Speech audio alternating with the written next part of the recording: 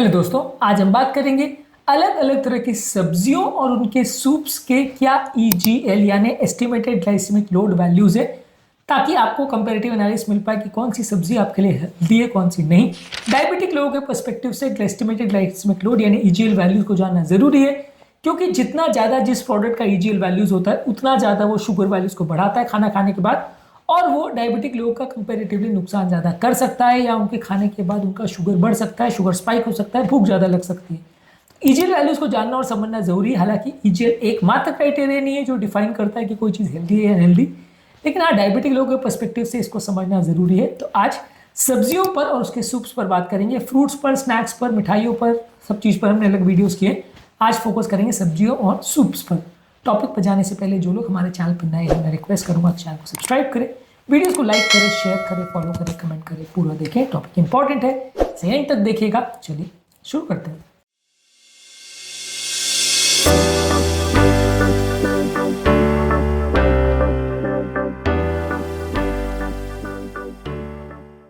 सबसे पहले वेजिटेबल्स पर बात करेंगे। इसमें गाजर ग्लाइसेमिक इंडेक्स है 35, EGL वैल्यूज 2 है। मान के चलिए किसी भी प्रोडक्ट का अगर ग्लाइसेमिक इंडेक्स 10 से कम है तो काफ़ी हेल्दी है, 10 से 20 है तो मॉडरेट है, और 20 से ज़्यादा है तो अनहेल्दी है।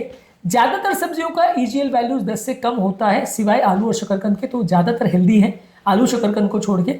लेकिन गाजर का ग्लाइसेमिक इंडेक्स 2 है, कंपेरेटिवली काफ़ी हेल्दी है। आलू अगर बॉयल करके ले रहे तो ग्लाइसेमिक इंडेक्स 78 है, EGL वैल्यूज है 13 यानी अनहेल्दी के उसमें आ जाएगा। स्वीट पोटैटो यानी शकरकंद का ग्लाइसेमिक इंडेक्स आलू से कम है यानी 63 है, लेकिन EGL वैल्यू उसका भी 13 है, तो वो भी इक्वली अनहेल्दी है जितना कि आलू होता है। ब्रोकोली का EGL वैल्यूज 1 है, ग्लाइसेमिक इंडेक्स खाली 15 है, बहुत ही हेल्दी है। स्पिनाच यानी पालक का ग्लाइसेमिक इंडेक्स है 15 और EGL वैल्यूज है 0.5, ऑलमोस्ट सुपर फूड जैसा है। इसके अलावा टमाटर, इसका ग्लाइसेमिक इंडेक्स है 15 और EGL वैल्यू है 1, काफ़ी हेल्दी है। मटर का अनहेल्दी है थोड़ा सा कंपैरेटिवली, इसका ग्लाइसेमिक इंडेक्स 51 है, EGL वैल्यू 7 है, तो ये बाकी सब्जियों से अनहेल्दी है। हालांकि 10 से कम है तो आप बहुत ज़्यादा अनहेल्दी नहीं मानोगे, लेकिन फिर भी 7 है, तो सब्जियों के कॉन्टेक्स्ट में अगर हम देखेंगे तो थोड़ा सा अनहेल्दी है। जुकीनी का ग्लाइसेमिक इंडेक्स है 15 और EGL वैल्यूज है 0.5। क्यूक्यूम्बर का यानी खीरा का ग्लाइसेमिक इंडेक्स है 15, EGL वैल्यू है 0.3 यानी इवन पालक से भी बेटर है। और प्याज का ग्लाइसेमिक इंडेक्स है 10 और EGL वैल्यू है 1। बहुत ज़्यादा एक्यूरेट हेड ऑन सबको कंपेयर करने की जरूरत नहीं है, लेकिन आप मान सकते हैं कि आलू, शकरकंद और मटर का सबसे बुरा है, बाकी सब्जियां मोर और लेस अच्छी है, और ज़्यादातर का EGL वैल्यूज काफ़ी हेल्दी है, तो इनको आप सब ले सकते हो, ज़्यादा मात्रा में ले सकते हो तो अच्छा है। फ्रूट्स के कंपैरिजन में सब्जियों का EGL वैल्यूज कैसा है, इसको बाकी वीडियोज़ में हमने डिस्कस किया है, आप उसको देखिए। ज़्यादातर फलों के 10 से ज़्यादा होते हैं, तो सब्जियां कई गुना ज़्यादा हेल्दी है फ्रूट्स के कंपेरिजन में। अब बात करेंगे सूप्स की। एवरेज सूप 250 ml की सर्विंग आती है। टमाटर का अगर सूप लेते हैं तो ग्लाइसेमिक इंडेक्स है 38, EGL वैल्यू 4 है। लेंटिल का यानी चने का या दालों से बना हुआ सूप आप लेते हैं तो इसका ग्लाइसेमिक इंडेक्स है 32, EGL वैल्यू 6 है, थोड़ी ज़्यादा है। वेजिटेबल सूप लेते हैं, अलग अलग सब्जियों का मिक्सचर लेते हैं तो ग्लाइसेमिक इंडेक्स है 30, EGL वैल्यू है 4, ये भी ठीक है। चिकन नूडल सूप लेते हैं तो इसका ग्लाइसेमिक इंडेक्स है 35, EGL वैल्यू है 3, ये थोड़ा और हेल्दी है। माइलस्टोन सूप की अगर लेते हैं तो इसका EGL वैल्यू 7 है, ग्लाइसेमिक इंडेक्स का 45 यानी थोड़ा ज़्यादा है। पंपकिन सूप उतना अच्छा नहीं है, पंपकिन सूप का ग्लाइसेमिक इंडेक्स 64 है। पंपकिन सूप यानी कद्दू का सूप अगर लेते हैं तो EGL वैल्यू 10 है। पी सूप यानी मटर का सूप लेते हैं तो उसका ग्लाइसेमिक इंडेक्स 66 है और उसका EGL वैल्यू 15 है, यानी सबसे अनहेल्दी पंपकिन का और मटर का सूप अगर आप ले रहे हैं तो वो अनहेल्दी है।